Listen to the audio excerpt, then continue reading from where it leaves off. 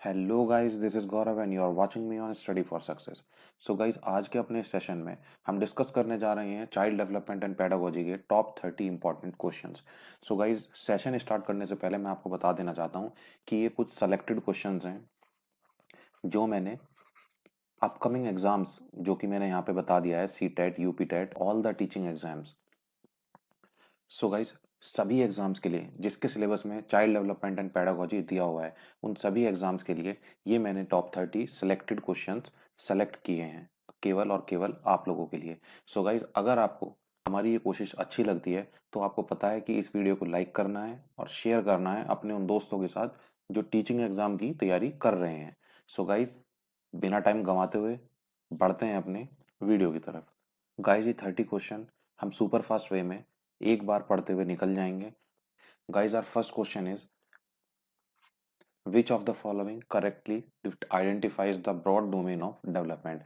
Guys, अब जैसे कि हमने लास्ट सेशन में डेवलपमेंट के बारे में काफी कुछ पढ़ा, तो उसी से रिलेटेड यहाँ पे क्वेश्चन आ गया है। ये बोल रहा है कि डेवलपमेंट के डोमेन को अच्छे से डिफाइन इनमें से कौन सा ऑप्शन करता है। सो गाइस, ये पढ़ते हैं अपने ऑप्शंस की तरफ।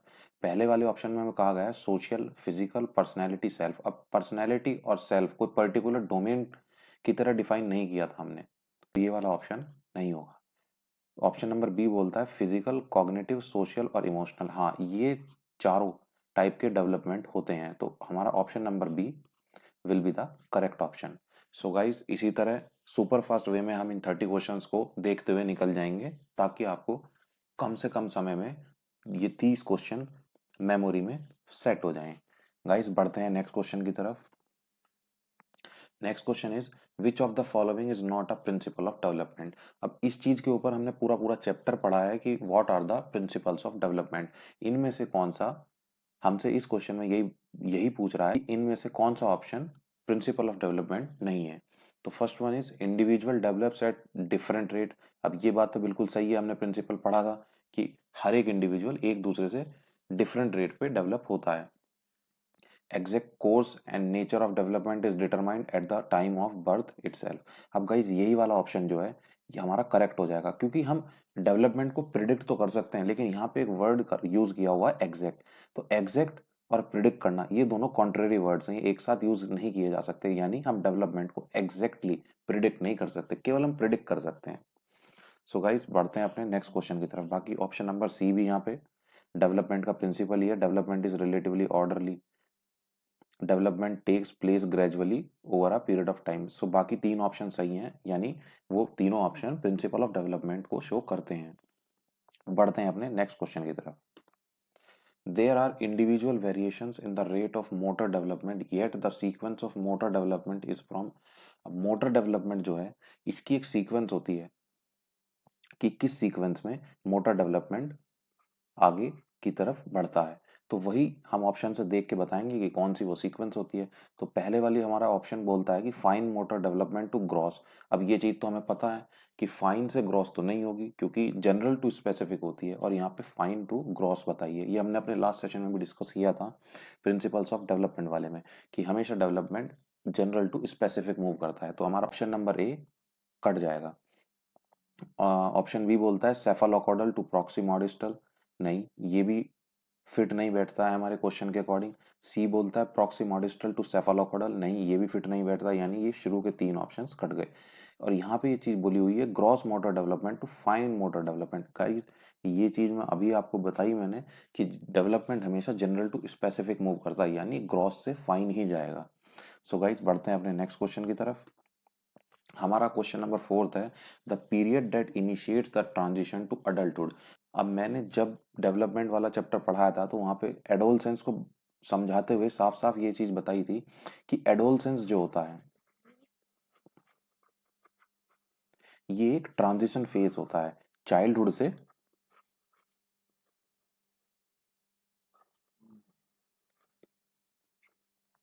अडल्टहुड की तरफ। चाइल्डहुड से अडल्टहुड की तरफ। तो ये चीज यहाँ पे बोला है कि ये एडो जो अडल्टहुड की तरफ जब बच्चा जाता है तो वहां पे ट्रांजिशन फेज कौन सा आता है, तो ट्रांजिशन फेज जो होगा वो होगा हमारा एडोलसेंस। तो यानी option number D will be the correct answer.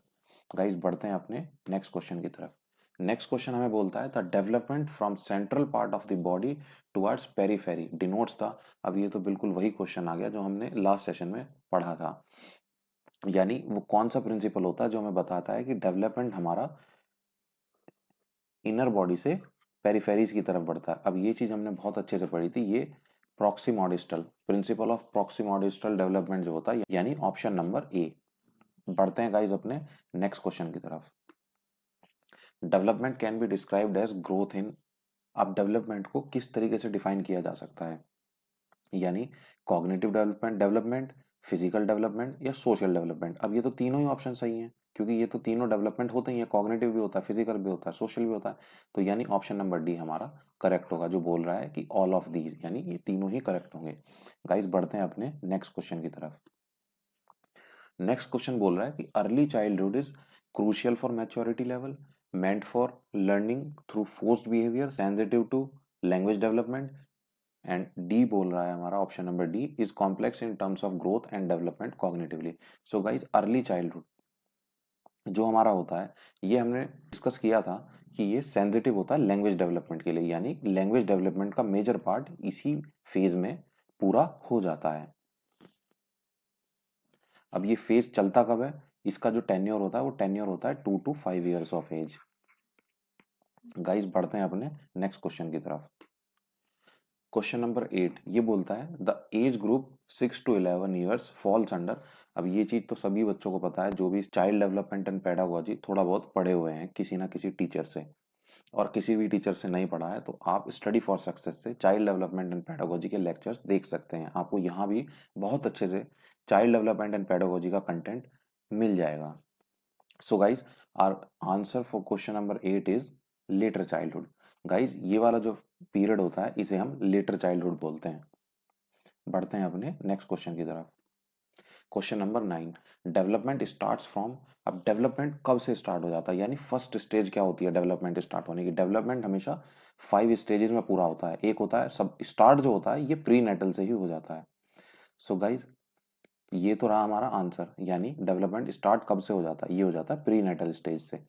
अब लेकिन एक एक्स्ट्रा नॉलेज के लिए मैं आपको बता देता हूँ, क्योंकि क्वेश्चन का आंसर बता देना ही सफिशिएंट नहीं है, क्योंकि अगर ये क्वेश्चन आता है तो आप लगा देंगे, बट लेकिन थोड़ा एक्स्ट्रा नॉलेज अगर आपको मिल जाए तो काफी अच्छा रहेगा आपके एग्जाम पॉइंट ऑफ व्यू से, क्योंकि आप स्टडी फॉर सक्सेस पे पढ़ने आए हैं। तो हमारे ये जो डेवलपमेंट की स्टेजेस होती है 5 होती हैं। प्री नेटल, नेक्स्ट होता है हमारा इन्फेंसी, उसके बाद आता है हमारा early childhood,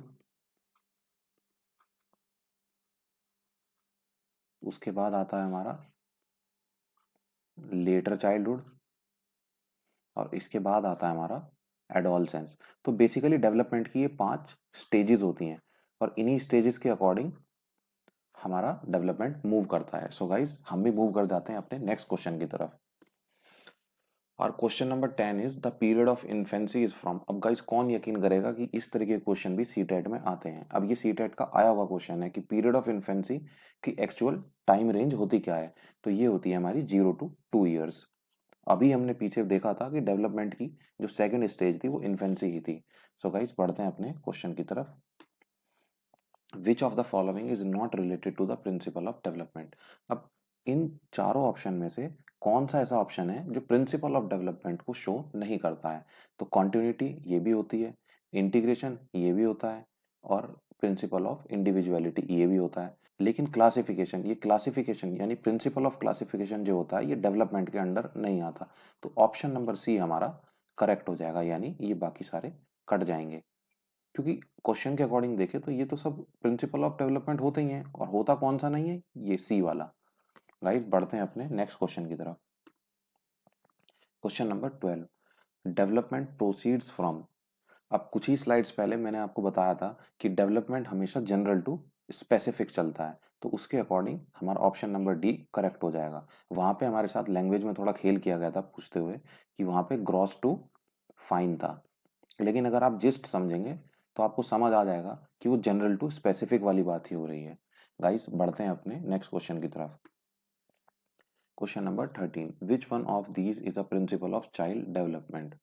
option number A हमें बोलता है कि development can accurately predict the pace of each individual. अब ये बात तो बिल्कुल सही है कि पेस को डेवलपमेंट के एक्यूरेटली प्रिडिक्ट किया जा सकता है। ऑप्शन नंबर बी बोलता है experience is a sole determinant of development. Guys यही वाला ऑप्शन जो है, यानी यही हमारा प्रिंसिपल ऑफ चाइल्ड डेवलपमेंट नहीं होता, यानी एक्सपीरियंस हमारा सोल डिटर्मिनेंट नहीं होता है डेवलपमेंट का। तो ऑप्शन नंबर बी हमारा करेक्ट हो जाएगा। गाइस बढ़ते हैं अपने नेक्स्ट क्वेश्चन की तरफ।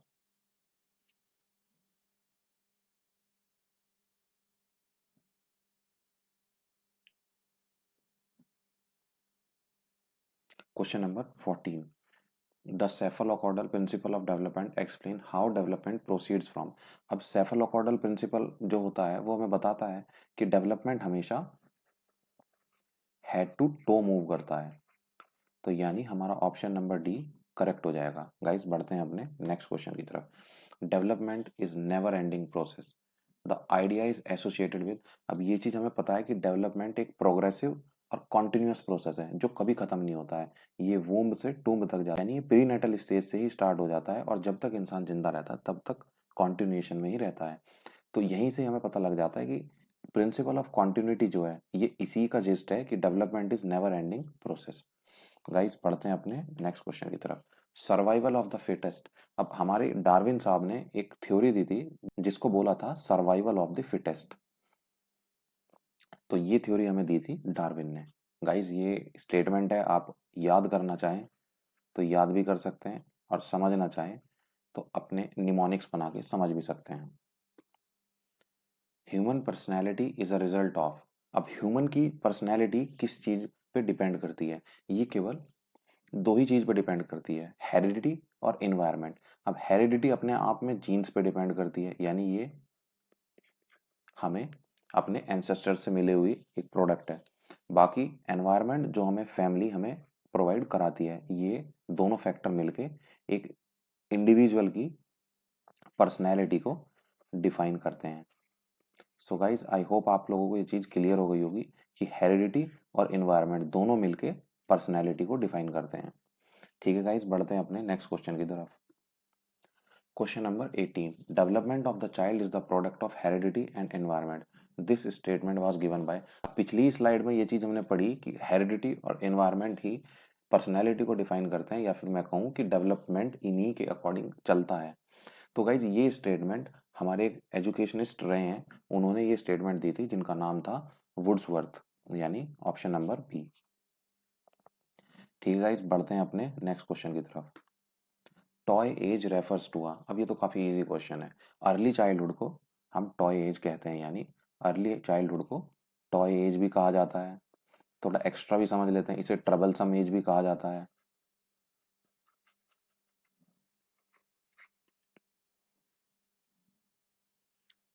इसे लैंग्वेज लर्निंग के लिए काफी इंपॉर्टेंट माना गया है और इसका टेन्योर क्या होता है 2 to 5 years। ये हर बुक में अलग अलग दिया हुआ है बट लेकिन जनरली यही माना जाता है। ठीक है गाइस बढ़ते हैं अपने नेक्स्ट क्वेश्चन की तरफ। Question number 20, middle childhood is the period from.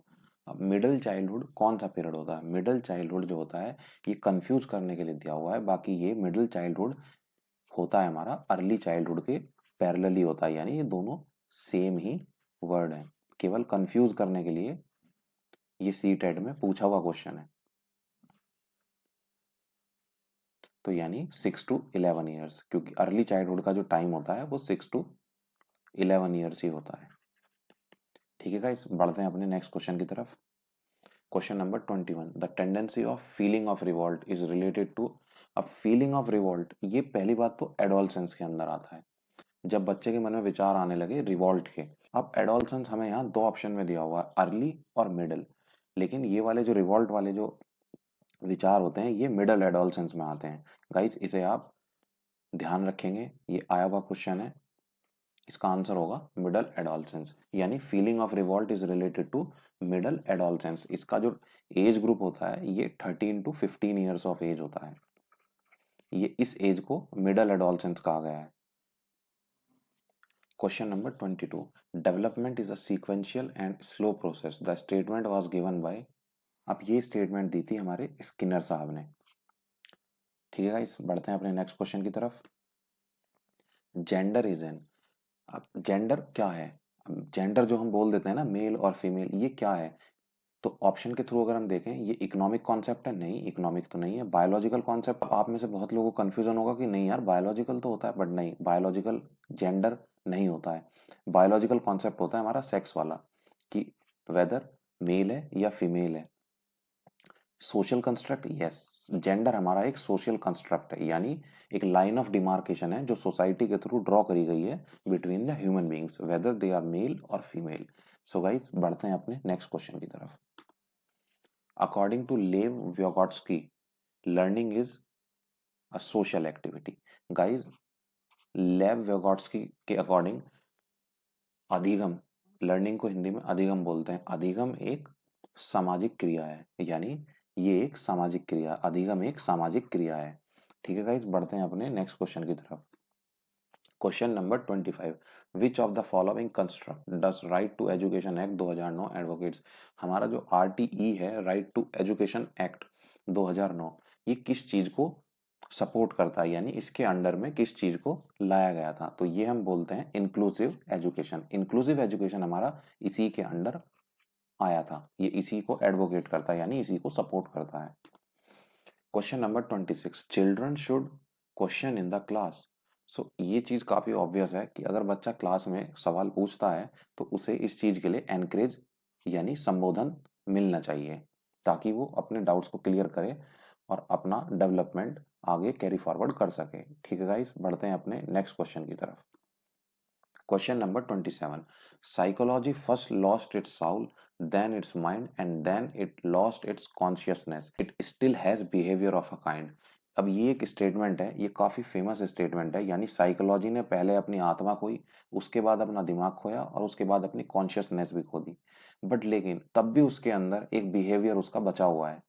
अब ये स्टेटमेंट किसने दिया था? ये स्टेटमेंट दिया था हमारे वुड्सवर्थ साहब ने। गाइस, ये काफी फेमस स्टेटमेंट है, आप इसे अच्छे से याद रखें कि ये स्टेटमेंट किसने दिया था। ये दिया था वुड्सवर्थ ने। गाइस, बढ़ते हैं अपने नेक्स्ट क्वेश्चन की तरफ। Normal males have X Y chromosome whereas normal female have. अब ह्यूमन बीइंग के अंदर क्रोमोसोम्स होते हैं, आप सभी को पता है कि ह्यूमन बीइंग के अंदर क्रोमोसोम्स होते हैं। मेल के अंदर होते हैं एक्स वाई क्रोमोसोम्स। अब यहाँ मैं आपको बायोलॉजी नहीं पढ़ाऊंगा, बट लेकिन सिंपल आंसर सीधा सीधा बता देता हूँ। और जो फीमेल्स होती हैं उनके अंदर होते हैं डबल एक्स क्रोमोसोम्स, यानी एक्स वाई तो हो गया मेल का और एक्स एक्स हो गया हमारा फीमेल्स का।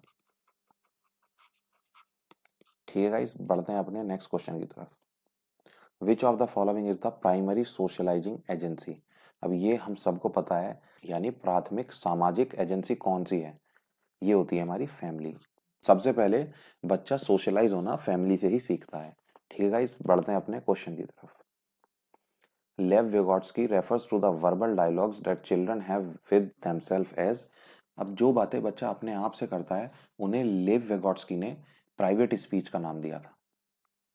उन्होंने इसे प्राइवेट स्पीच बोला था, कि जब बच्चा अपने आप से बातें करता है तो वो बातें प्राइवेट स्पीच कहलाती हैं। सो गाइज, हमारी ये super 30 important questions for child development and pedagogy की सीरीज का पार्ट 1 यहाँ पे खत्म होता है।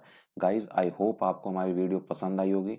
और गाइज, अगर आपको वीडियो हमारी पसंद आई है तो आपको पता है कि इस वीडियो को लाइक करना है और अपने फ्रेंड्स के साथ शेयर करना है जो भी टीचिंग एग्जाम्स की तैयारी कर रहे हैं। और हाँ, सब्सक्राइब करना तो मैंडेटरी है, it's like paying tuition fees. Guys, on this note I am winding up this lesson. आपका टाइम बिल्कुल भी एक्स्ट्रा नहीं लिया जाएगा, जो भी काम की बातें हैं केवल वही करी जाएंगी। So guys, stay blessed and stay happy. Thank you.